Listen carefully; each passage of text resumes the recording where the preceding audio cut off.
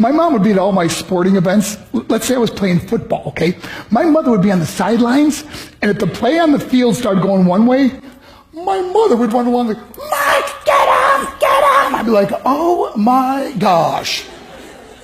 I'd get in the huddle with the other guys. They go, Mark, is that your mother? I go, no, I never saw her before in my life. See, the greatest gift my mother ever gave me, she believed in me. I have overdosed on drugs on 3 occasions where I should have been dead. But I believe I was kept here for a reason. You show me your friends, I will show you your future. How do I know this? I hung out with losers, and I became the biggest loser of them all because I gave up everything I dreamt about as a little boy because of who I chose to surround myself with. My friends would drive me home at 2, 3, 4 in the morning. We'd be drunk and high, laughing in the car.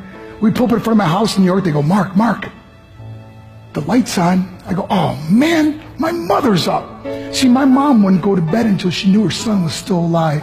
I'd walk in, she'd say, hi Mark, how was your night? I go, it was good, Mom, I'm just gonna go to bed. She goes, can I talk to you for a minute? I go, Mom, I'm tired, I'm just gonna go to bed. She goes, Mark, I haven't seen you all day and all night. Can I please talk to you? I said, man, just leave me alone. You bug me. I slammed my bedroom door on the one person who believed in me.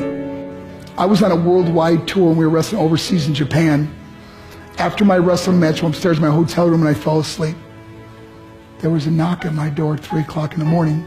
I got out of bed and I looked through the safety window and I could see it was a Japanese promoter.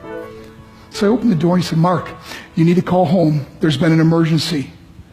I went and got on the hotel room phone. I called back to the United States and said, hey, what's going on? They said, Mark, I don't know how to tell you this. I said, just tell me what happened. I suddenly started crying. They go, Mark, I can't tell you. I said, just say it. They said, Mark, your mother died. I just threw the phone down. I ran out of my hotel room. I took the elevator to the lobby, and when the doors opened up, I just ran out into the street. I mean, there was no cars, there was no people. It was 3 o'clock in the morning. And I walked down the middle of a street in Hiroshima, Japan, and I remember looking up and just saying, Mom, I am so sorry. I flew home for her funeral, and I was so nervous to walk up to her casket, so I just stood way in the back. And I kept looking from a distance. I kept thinking to myself, Mom, please wake up. Please get up. And then I finally got the nerve to walk up to her.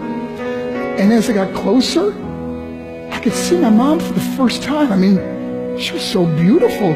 She was dressed in white. I mean, she looked like an angel. And I just stood over her and I said, Mom, you are my hero. Everything I am, everything I hope to be was because of you. You loved me so much. You gave me a life. You're the only one that ever believed in me. How did I repay her? By getting drunk, by getting high, by getting stupid, by hanging out with losers? For what? All she ever wanted to do was talk to me. I wish I could talk to you now, Mom. I wish you could see what I'm doing. Why couldn't I have been a better son? We are defined by our choices. But if you surround yourself with people involved in drugs and alcohol and pills, it's a dead end. I'm not here to preach to you. I'm here to tell you I lived that life. It leads to broken hearts, broken relationships, broken dreams, and death. For what? To get high? If you have a mother or a father, when you go home, tell them how much you love them. See, my whole life was about being rich and famous. I had to be a millionaire. I had to win the race.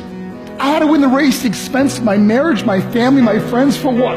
To be all alone in the world? I learned what is truly important, and that is how precious this gift of life is, and our families, and how quickly it can be taken away. See, I no longer live in time.